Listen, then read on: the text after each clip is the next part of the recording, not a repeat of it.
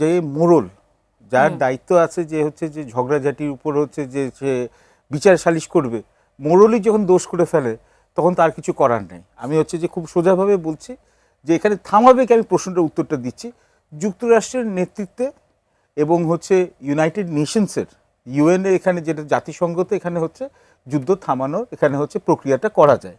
কিন্তু এখন কিন্তুটা হচ্ছে যুক্তরাষ্ট্র হচ্ছে বহু বছর ধরে এই ইসরায়েল বলে যে ক্ষুদ্র একটি রাষ্ট্র মধ্যপ্রাচ্যে এখানে হচ্ছে কৃত্রিমভাবে সৃষ্টি করা হচ্ছে, তাদের কিন্তু হচ্ছে ওদের পররাষ্ট্র নীতিতে, ওদের হচ্ছে কূটনীতিতে ওদের হচ্ছে এক্সেসিভ ইনফ্লুয়েন্স আছে। কেননা যুক্তরাষ্ট্রের এখানে যে বড় বড় যেখানে আপনি জায়গায় আছে, যেখানে যুক্তরাষ্ট্রের নাগরিকরা, আপনি বলেন ব্যবসায়ী বলেন, বিজ্ঞানী বলেন, নোবেল প্রাইজ উইনার বলেন, আপনার মিডিয়া এবং এন্টারটেইনমেন্টে বলেন, বা হচ্ছে যেসব কোম্পানি যে বড় বড় শেয়ার মার্কেট এখানে যেখানে বড় বড় বিনিয়োগকারী আছে বা হেজ ফান্ড যেগুলো আছে, যেমন ব্ল্যাক রক 11.9 ট্রিলিয়ন ডলারে যেটা আছে, এখানে ওনারশিপ আছে, বা ইউটিউবে এখানে মালিক যারা আছে, গুগলের মালিক যারা আছে, আপনার ফেসবুকের মালিক, সবাই ইহুদি। এবং সবারই কিন্তু, সব ইহুদিরা না কিন্তু অনেক ইহুদিদের এবং হচ্ছে ওদের কিন্তু ইসরায়েলের প্রতি কিন্তু একটা সমর্থন আছে যুক্তরাষ্ট্র থেকে, এবং ইসরায়েলি ডায়াসপোরাটা অত্যন্ত ইনফ্লুয়েন্সিয়াল। এটা হচ্ছে এক। এবং ওর ইসরায়েল মনে করছে যে মধ্যপ্রাচ্যে ওরা হচ্ছে যে ওদের এই, আমি বলবো যে মস্তানি করা বা যেটাকে আমরা বলি হেজেমনি করা, হেজেমনির জায়গাটা এখানে হচ্ছে যে ওদের 3-4টা ওরা হচ্ছে যে পথের কাঁটা দেখেছিল। এক ছিল ইরাক, সাদ্দাম হোসেনের ইরাক, ওরা 2003 সালে ওই দেশটাকে আক্রমণ করে লণ্ডভণ্ড করে দেওয়া হয়েছে। লিবিয়ার মোয়াম্মের গাদ্দাফি, ওটাকে হচ্ছে আপনি দেখুন না, এখানে আক্রমণ করে এটা লণ্ডভণ্ড করে দেওয়া হচ্ছে এবং ওখানে এখন কিন্তু অস্থিতিশীলতা আছে। 3 ছিল সিরিয়া, আসাদদের, এবং ওখানেও কিন্তু হচ্ছে যুক্তরাষ্ট্র কিন্তু প্রত্যক্ষ বা পরোক্ষভাবে রেজিম চেঞ্জ করেছে, গৃহযুদ্ধ হয়েছে এবং এখন অস্থিতিশীলতা আছে। 4 নম্বর যে দেশটি ছিল হচ্ছে যেখানে অ্যাক্সেস অফ রেজিস্ট্যান্স হলে, এটা হচ্ছে ইরান।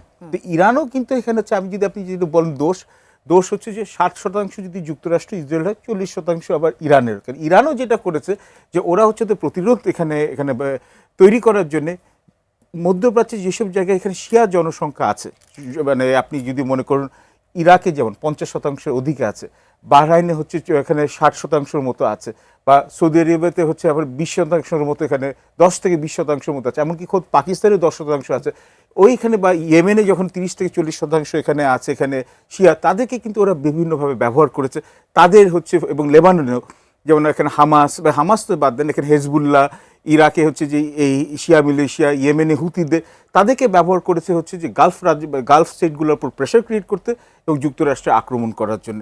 তো ইসরায়েল এবং ইরানের মধ্যে সবসময় কিন্তু একটা ব্যালেন্স অফ পাওয়ারের জন্য বা হেজিমনের জন্য কিন্তু একটা কম্পিটিশন ছিল। কিন্তু এখন যেটা করা হচ্ছে যে আগের বছরের জুনের যে এখানে 2025 সালে যে ওরা যে ওই 12 দিনের যেখানে একটা যুদ্ধ খেলা হলো যুক্তরাষ্ট্র এবং ইসরায়েল, ওটার এখানে কন্টিনিউশন হিসাবে এখানে হচ্ছে যে যুক্তরাষ্ট্র এখন চাইছে যে হচ্ছে ইরানকে একেবারে হচ্ছে পর্যদস্ত করার জন্য যুক্তরাষ্ট্রে মধ্যস্থতা করেছিল, যে মধ্যস্থতা করে এখন সরাসরি এই যুদ্ধের মধ্যে ওখানেও জড়িয়েছিল। কিন্তু এখন এখানে হচ্ছে যে যুক্তরাষ্ট্র এখন চাইছে যে ইরানকে এখানে রেজিম চেঞ্জ করার জন্য। ইরান চাইছে হচ্ছে যে রেজিম চেঞ্জ করার নামে ওরা হরমুজ প্রণালী যখন বন্ধ করেছে, সারা বিশ্বের অর্থনীতিতে ওরা হচ্ছে এমনভাবে একটা শক দিবে যাতে সারা বিশ্ব কিন্তু হচ্ছে যুক্তরাষ্ট্রের প্রতি বিরূপ হয়ে যায় এবং হচ্ছে ডোনাল্ড ট্রাম্পের যে এখানে হচ্ছে জনপ্রিয়তা কমতে থাকে। এবং এই জন্য আপনি দেখবেন যে এখন যদি আপনি যতগুলো এখানে আপনি রিভিউ দেখবেন বা পোলস দেখবেন, এখানে কিন্তু ডোনাল্ড ট্রাম্পের জনপ্রিয়তা মাত্র 37%। সামনে মিড টার্ম নির্বাচন আছে এবং ইরানের কিন্তু এখানে যারা মন্ত্রীরা যারা আছেন, আব্বাস আরাকচি, এরা বলছে ওরা বলছে আমাদের লক্ষ্য হচ্ছে বিশ্ববাজারে তেলের দাম এখন $98 আছে, $150-200 নিয়ে যাওয়া, যাতে পুরো বিশ্বে হচ্ছে যেখানে এখানে হচ্ছে অর্থনীতি ধস না হবে এবং এটার জন্য যুক্তরাষ্ট্রকে দায়ী করে। আর এই যুদ্ধে সুপার পাওয়ারের সাথে তো জিতা যায় না, যদি ইরানের রেজিমটা টিকে যায় তাহলে কিন্তু ওরা বলবে যে আমরা যুদ্ধে বিজয় হয়ে গেছি।